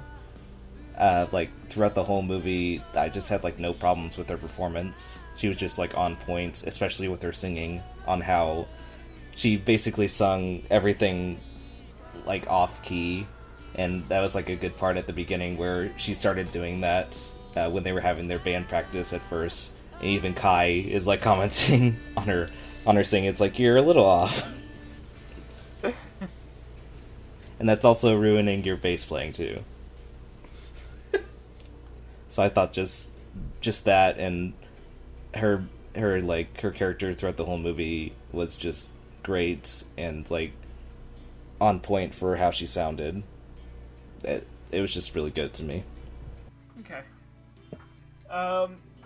Yeah, piggybacking off of what you guys have been saying, from what I understand, it takes a lot more work than you think to kind of, if you know how to do something, it actually takes a lot of work to make it seem like you don't quite know how to do it. You know what I mean? Mm-hmm. Like, having professional singing experience and then having to go back and have somebody tell you, okay, now do that kind of okay, but not, like, professional? Like, I can imagine how much work it actually takes to, like, if you know how to sing, it probably takes a lot of work to sing, like, mediocre. Because, yeah, you spend all that effort to scrub away any of your faults, and then all of a sudden you're being asked to bring it back down to your pre-professional level. Like, nobody wants to do that. Like, Stephanie Sheh as Yuho's singing voice, it kind of reminds me of an episode of Michiko and Hachin with Jamie Markey playing an actress acting very bad. Oh, I know which one you're talking. I remember now. Like, that's immediately what came to mind. Voice actors generally, unless you've started in like YouTube and even then, I don't want to make generalizations, like, you generally have a BFA in drama behind you, or something like that. You've had, like, experience. You've probably done stage work. So, I'm, like, droning on, but yeah. Like, Stephanie Sheh did a really good job kind of bringing the level down with Yuho's singing voice, and, like, she's also very happy and peppy and, like, down in the dumps when she has to be. Mm-hmm. And then while the town is on the verge of drowning, she gives the character a sense of determination that, she did a really good job, is basically the long way around of what I'm saying. And I also have to say I'm really impressed with Brandon Angman, because this is one of the first feature-length screen projects he has done. I can't speak for him if he's done, like, stage or what he's done in his college age, because I took a look at his IMDb profile, and he does have, like, a BFA in drama. So he definitely has the chops. I'm really impressed with the sort of jokey persona he gave to DeCuneo. Again, at the end of the film, when everybody has to team together to save the town, he steps up. He goes to the PA system. He screws up, but then he learns. I really like both performances. They were really good. Thumbs up, guys. And I hope to hear Brandon Angman in more things more often. And even if I don't, like, I'd like to see him in stuff, too. But in any case, we have to move on to our last batch of characters. We have Kai, who has moved to this remote fishing village from Tokyo. He's kind of morose for the first half of the film until he meets our other character, Lou, who basically brings the magic of music into his life with her special mermaid water manipulation powers, and, like, every time she hears music, people have to dance. Like, the dance sequences of this movie, like, you have to see to believe. They're so standoutish that is what is on the main screen for the home video release. You pop in the DVD, and the first thing you see is random rubberhose dancing set to upbeat music. Yeah, and not to mention Lou. I think it was implied she's like a princess, and her father's like, sort of like the Little Mermaid trope of the mermaid princess and the king and all that. Yeah, there was definitely an influence of both, not just the Little Mermaid in the story making process, but also Ponyo, the Studio Ghibli film, was also kind of an influence, and that was also it's not good enough just for the lead character to be a mermaid. She's also got to be the daughter of some supernatural ruler of the sea in some capacity. But in any case, the character of Lou is played by Christine Marie Cabanos, and Kai is played by Michael Sinter-Nicholas. You would know Christine Marie Cabanos as Madoka Kaname in Madoka Magica, Hisone Amakasu in Dragon Pilot, and Erica Brown in Violet Evergarden. You've heard Michael Sinter-Nicholas play characters such as Taki Tachibana in Your Name, Ivan Carline, a.k.a. Origami Cyclone in Tiger and Bunny, and he's also been 24 actors to share the role of Peepamy in Pop Team Epic. In particular, he was, I think, the B segment of episode 11. You say that like, oh yeah, I remember that. I mean, like, how could you forget Pop Team Epic? You're right, how could I forget? Been trying it's for a year. Still rerunning in my mind. But in any case, Amon, why don't you start us off? Where to start?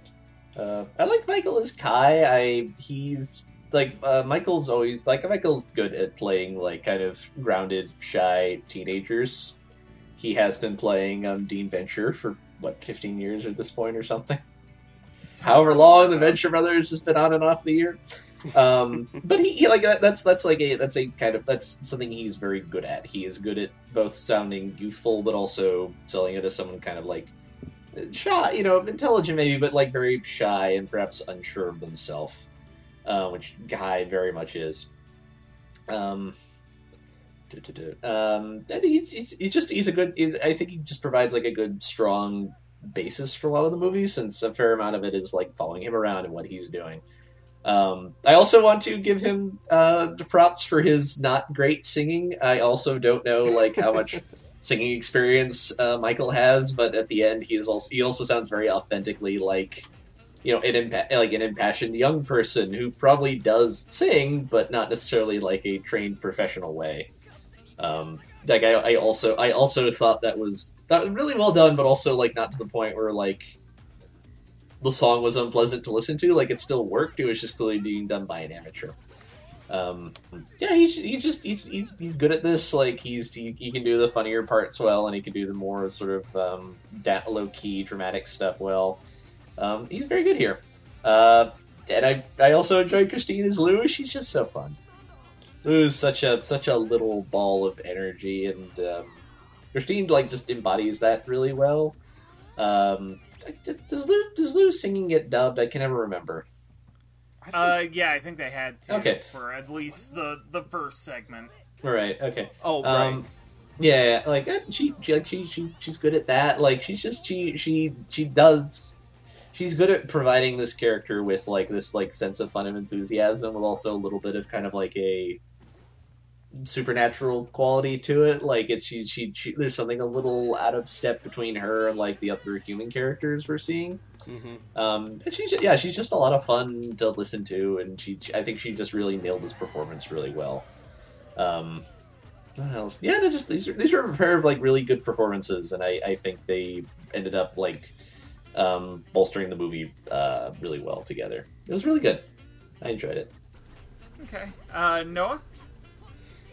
There's a lot to unpack with Kai and Lou. So Michelson or Nicholas. Well, I'm glad that Kappa Mikey finally got the happy ending. He was like,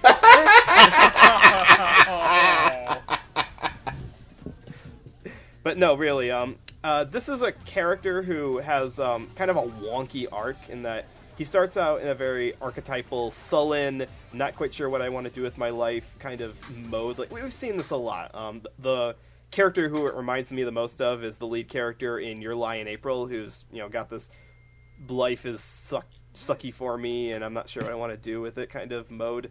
And Michael pulls off that sullen tenor where it's monotone because that's what the character calls for, but he also plays it up for comedy in the first part of the movie. Like he's insulting Yuho's singing, and he's keeping that monotone while also telling her about like what she's doing wrong with it. And it got a chuckle out of me, just the deadpan way that he delivered that line. And then he perks right up when Lou enters the world, and all of a sudden he's reintroduced to not just his own music, but also the music of his dad, and he like refines that spark that really drove his passions back before he moved away from Tokyo.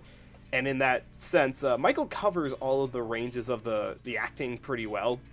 It's very sloppily characterized throughout the whole movie because it's competing with 20 other stories going on. But I can't really fault Michael on that. Like he got what each scene called for Kai's performance, and if they had tried for a more cartoonish or less conventional voice, the dramatic beats probably would have come off as less convincing or less likable.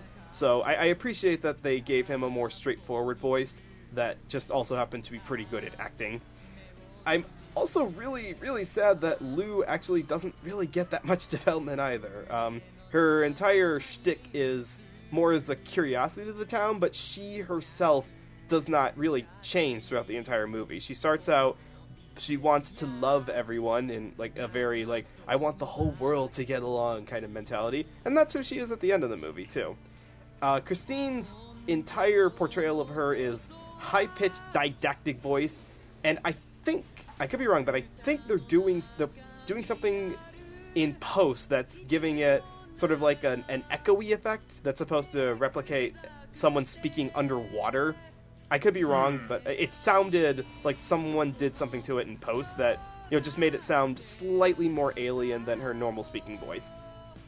Like I'm comparing this directly to something like Madoka Magica, where like it's that same pitch as her Madoka, but there's something going on in there. So go back and listen to that if you want to prove me wrong on that one. But acting-wise, she gets the very over-the-top, very lively, childlike voice that this needed. With that level of animation, like that really hyper squashy signature Yuasa style, you needed someone who had a lot of lively energy, especially for someone with so little speaking dialogue. So I give full props to Christine for doing that well. It's an under-thanked kind of role to do something that's so voice-centric without being acting-centric. Itchy? So for Michael Sinterniklaas, the one thing I always have, like, a tick about him is that he always sounds the same in, like, every role he's in. Which, it's actually not... Even Teenage Mutant Ninja Turtles? Yes, even the Teenage Mutant Ninja Turtles. Aww. When he was, I believe, Leonardo, he was Leonardo, in that role. Yes. Not that I can tell the difference between any of them. That's the thing, his voice is so distinct that you can tell him, you can pick him out easily in a crowd. And that's actually a good thing, because if you listen to him in different roles that he's in, you can actually tell the differences of how he's acting in the ways that he does. Like in this movie, where he starts out as Kai at the beginning, where he's like very depressed, and he's at a state where he's not talking to anybody who wants to interact with him or take him out of his shell. And then towards the end of the movie, he gets all the way to just this boy who's got his hair parted away. He's smiling, he's happy. He's trying to just do everything he can to make everything right with the world. And it just feels like such a unique... It feels like such a complete arc for Michael to play this. And even though it's his voice, it's his normal, like, it sounds like Dean Venture, it actually does sound different than how he does for his other roles. And then for Christine, her playing Lou, I just love this role, to be honest. It's like it's such a cute and like bubbly role that's like perfect for her when she's played like other roles. Like I really like her voice as Azusa from K-On!, who's like the cute one of the group, who's like who makes all the cat noises. The cute one of the group? Aren't they all cute? Look, no, she is the best girl. You will not sway me from this.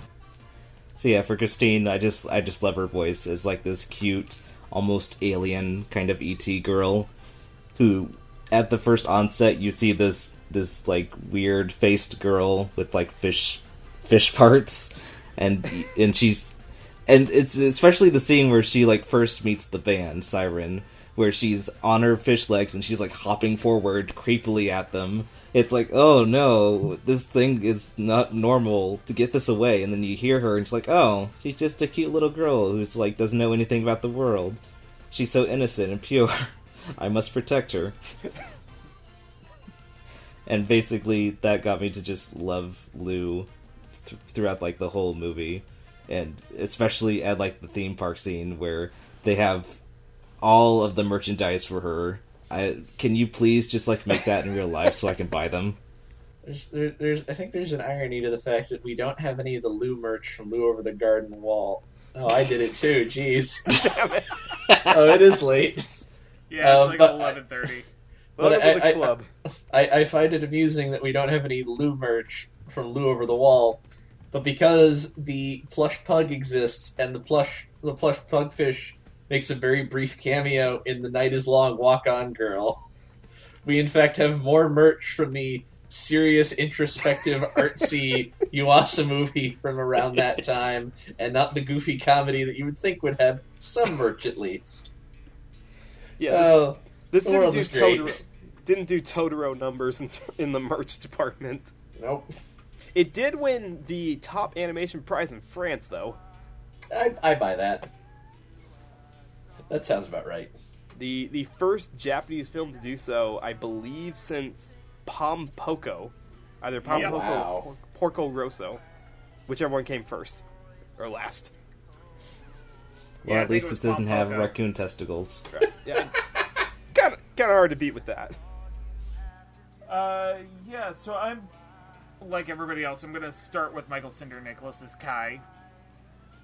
Because I really like that he managed to get a complete character arc from this sullen, morose kid taken out of his element to he's out of his shell, he's saving the town, making friends with both humans and merfolk. Like, it's one of those things that it's a good character evolution, and I think Michael Sinter-Nicholas did a really good job kind of capturing that sort of teenage move to a new town and doesn't want to interact with anyone until he meets the right people kind of persona. So, while I don't have much else to say other than, you know, like Stephanie Sheh, he did a really good job kind of downplaying a singing voice to a regular kid level, like teenager kid. Not like little kid, but bleh. I gotta say though, Christine Marie Cabanos' Lou kind of stole the show. I really like the sort of childish persona she gives to the character, even though I don't think the character is a child, but it's sort of she doesn't understand the human world, or very much English, so she has to speak in very broken lines, which is probably very, very hard to do to begin with, especially with the, you know, crossing the language gap between two languages that don't really have that much grammatical similarity. So I would imagine sort of translating broken Japanese into broken English. I guess that's also props on the script writing as well. But I really like the scene where Kai and Lou are sort of on the swing set in the middle of the night, and she spies the couple kissing, and she just shouts like while showing her fangs, and like all the neighborhood dogs are just going off. Like, I think that just sort of, that scene in particular sort of personifies Kai and Lou's relationship as sort of like a step above friends, but not like, they're not like actually in, it's not like romantic love, it's like, no. But they're like soulmates. Yeah, that's actually a good word for it. Because, yeah, they have the similar our mothers are gone mentality. We like music both, and we're both not quite sure where we're going in life. Yeah, I guess, like, kindred spirits would be a good word for that. That's another good word for it. Yeah. Which like, you don't get a whole lot. Like, a lot of times in these, or I'd say these, any movies where you have a male and a female character that are, you know, the main characters and get along with each other, you expect them to be romantically involved. So it's kind of refreshing that you can, you know, to defy When Harry Met Sally, have two characters who are just good friends with each other. Yeah, and, you know, the dynamic between Michael Sinter-Nicholas and Christine Marie Cabanos was also really good. Which, you know, despite the fact that they were more than likely recording on probably even separate days, let alone, like, not in the same room. Probably not even in the same state. I think, doesn't NYAV Post have, like, a studio in New York and a studio in California? That was how I remembered it. They are a bi-coastal operation these days. Yeah. I don't know where each of them were when they recorded this, but it does help that they can have cast members on both sides of the country. Yeah. I'll have more to say about that at Final Thoughts, though. Sure. Because I think this is, like, the first New York dub I've actually been on a Dub Talk episode for. But anyway, the dynamic between Michael Sinter-Nicholas and Christine Marie Cabanos was... It felt like genuine chemistry between the two. Even though, as I said, they probably had never come across each other during recording, like, physically. You know, been in the same room. So, good performances all around. I am going to move I'm going to move this to Final Thoughts. Yay. So why don't we start with you, Noah? All right, so we've been at this for quite a while now, talking a whole lot in depth about tastes and preferences and all that. This is a movie that it's somewhere in between an art house movie with just the art style and a very conventional plot with a lot of dramatic beats that you've heard in a lot of coming of age stories before, with some truly trippy imagery to go with it. Like, you will never see water animated quite this way again, or you will never see characterizations of mer people quite like this. I don't know why there were mer dogs, but I'm certainly not complaining. You know, we got to get those pug-made plushies out there for the world to see. But as far as the actual voice acting, this is a dub that is just as good as the Japanese, because there are conventions in Japanese that just work better because that's what the Japanese are used to, and you may pick up on them a little bit better if you're listening to it while reading subtitles. But if you want the same movie translated for a Western audience, this is exactly the way to do that. The acting is serious when it needs to be, goofy when it matches the animation style. All of the lines are, like, there's nothing lost in the translation process of it.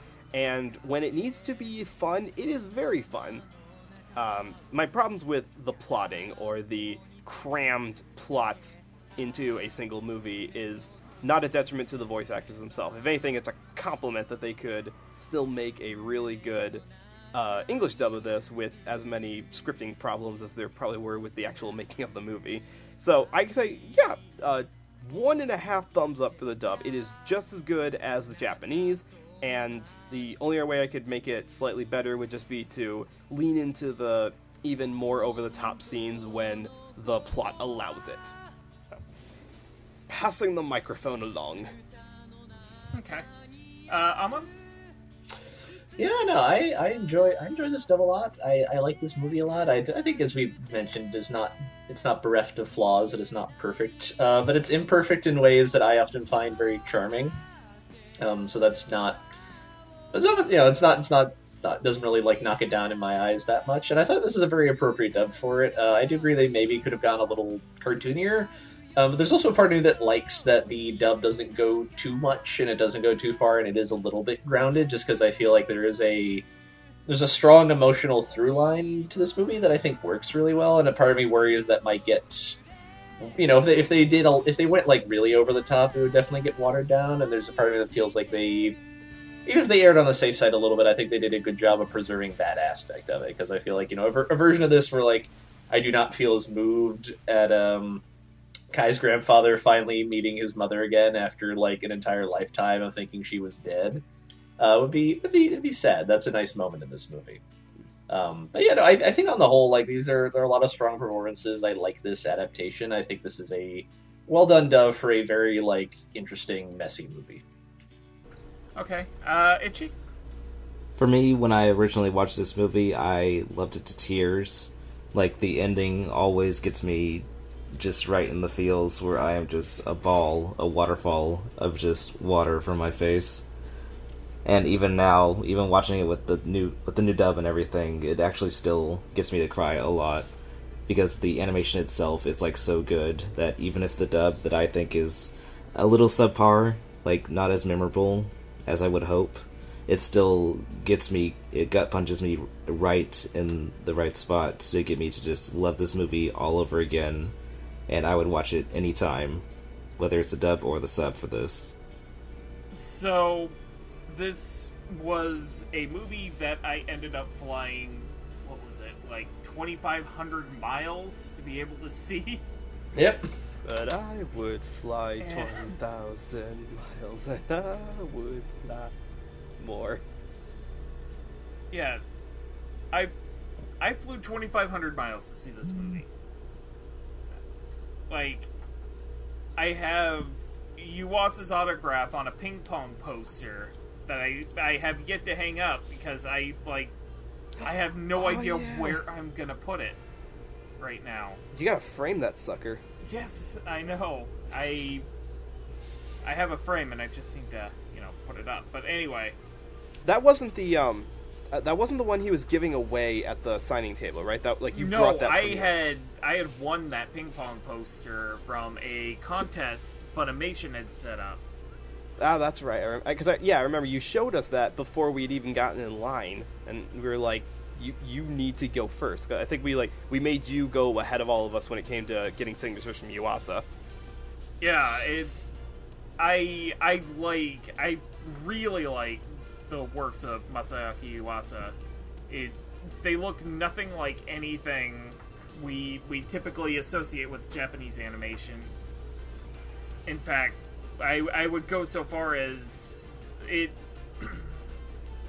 is probably at the moment one of the most unique styles I've seen, and it's like his movies are gorgeous, and Devilman Crybaby, Tatami Galaxy, Ping Pong, all gorgeous. But let us not forget the greatest anime he has ever made, and that is, of course, the Food Chain episode of Adventure Time. Oh God, Food Chain. The greatest anime ever made. Like, Finn, have you noticed now that we are birds? When I went to go ahead. Like, that was one of the episodes I actually busted out laughing just at how ridiculous it got. Yeah. I love that episode to death. Anyway, but we're not necessarily here to talk about the animation, even though we've done that a couple times. I mean, I guess final thoughts. Anyway, the dub. This is definitely a dub I could recommend a parent trying to introduce a child to anime. This is a dub I would recommend to give a try. Particularly, I tend to find Ghibli dubs are a little stiff for that purpose, but this. It is a dub I would show to, a 5 to 8 year old to introduce them to the world of anime. No stop. That's interesting you would say that, because it's, obviously we know that this is a Japanese production, but it's not exactly what I would point to when I want to show someone something that's stereotypically anime, because there's way too much squash and stretch compared to what your average anime production looks like. It looks much more like either a throwback 60s show or something that you may find on a modern Cartoon Network production. Yeah, it's for that reason I would probably strongly recommend this for anime introduction for a family member, Mm-hmm.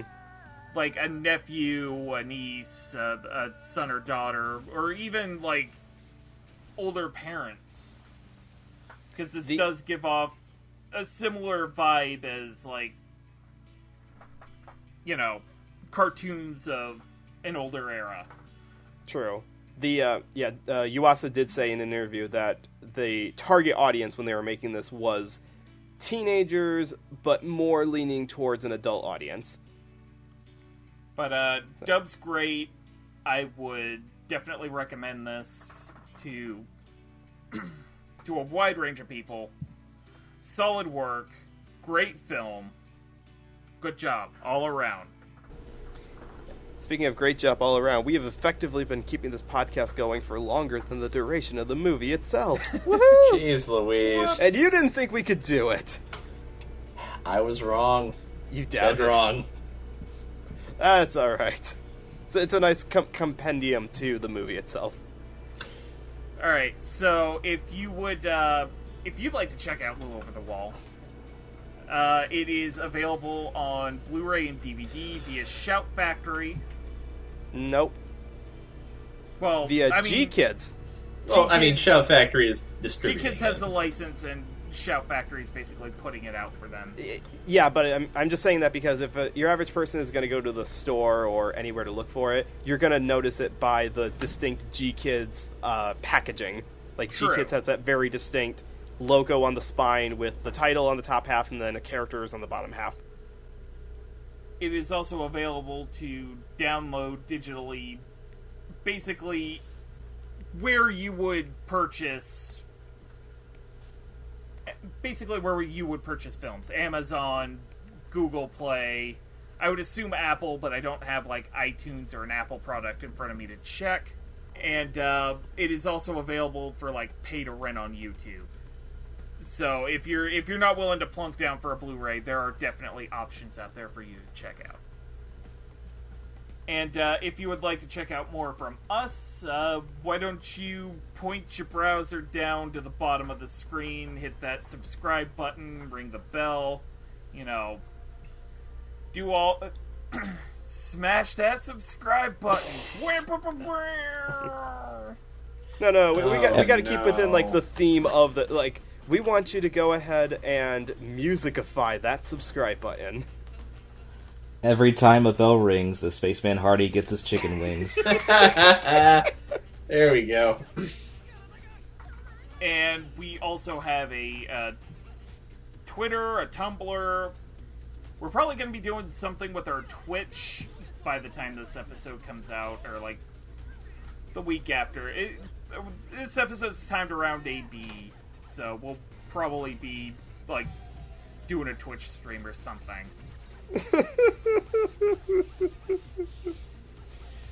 So, why don't you guys basically plug your wares? Noah, why don't you go first? I'm just crying because you all get to go to... Well, not all of you, but some of you get to go to Anime Boston. The rest of us are stuck over here in the Midwest. There's always A-Fest. Which I also won't be going to, you son of a bitch. Oh, I'm sorry. Babies, That's roots, why I gotta bring the babies. party to you, Noah. No, I brought that upon myself. No, adult responsibilities and all that jazz. But no, I really do hope you guys have a good time. Speaking of having a good time, you can follow me on Twitter at NoahClue. All discussions about the world of animation from around the globe, because it is such a wonderful medium that deserves to be explored and dissected for all of the corners of the world where it's produced.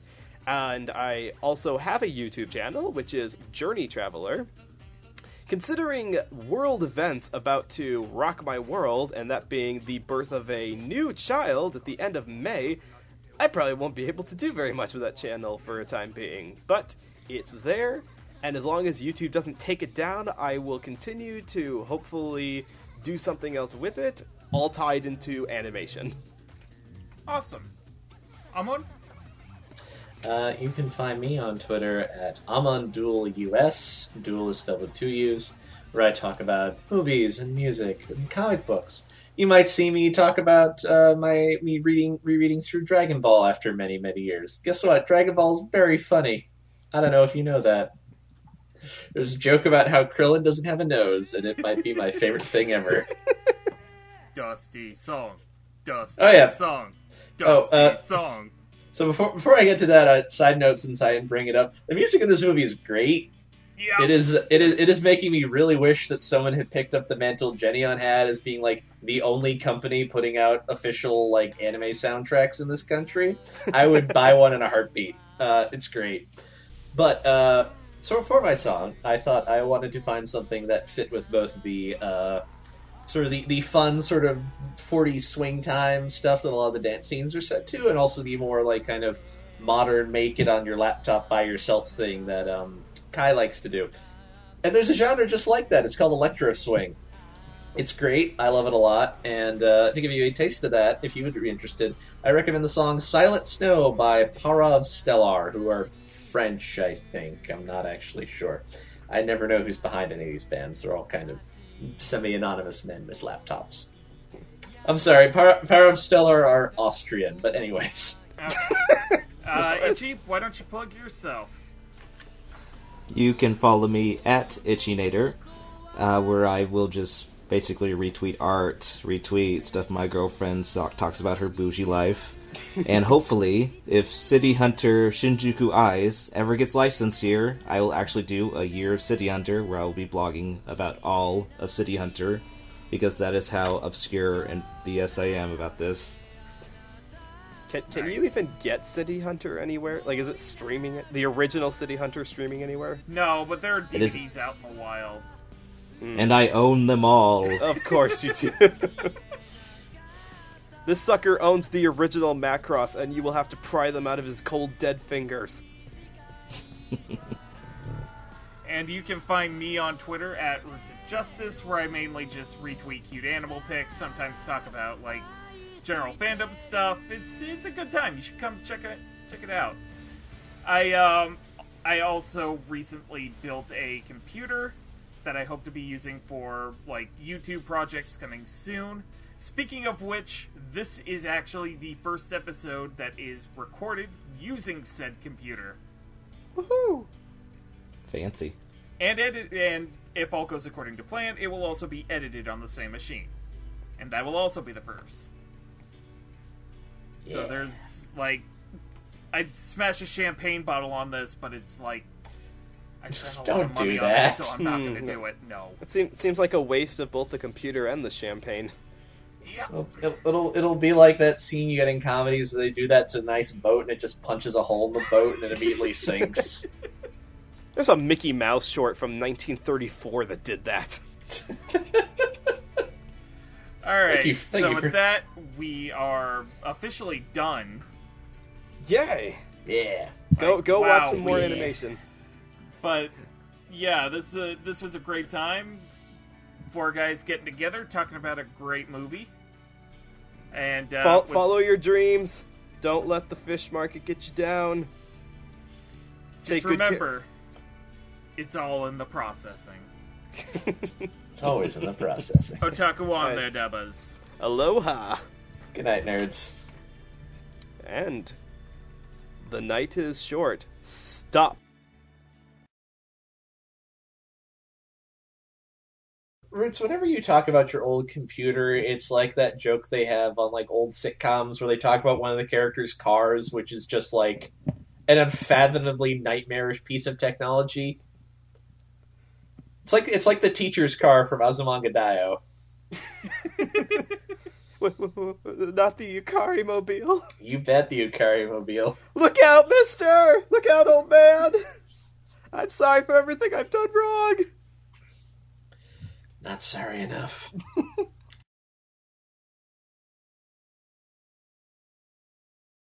Like, whatever fuck she has are long, long gone. Nancy Drew in The Curious Case of the Missing Fucks. I don't know where they are, but I don't think the old lady wants them back anyways. We have fun here.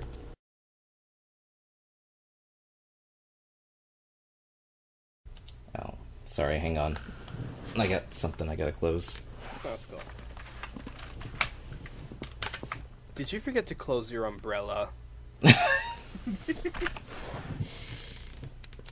No, I accidentally clicked Discord. Hang on. Itchy, we'll be done in an hour. You can watch porn after this, I promise. Okay. I mean, that's what I'm doing after this. We are cutting this part out. Yes. Please and thank you. No, we're going to leave it in and then send it to Jenny with the specific notes for when she should start listening.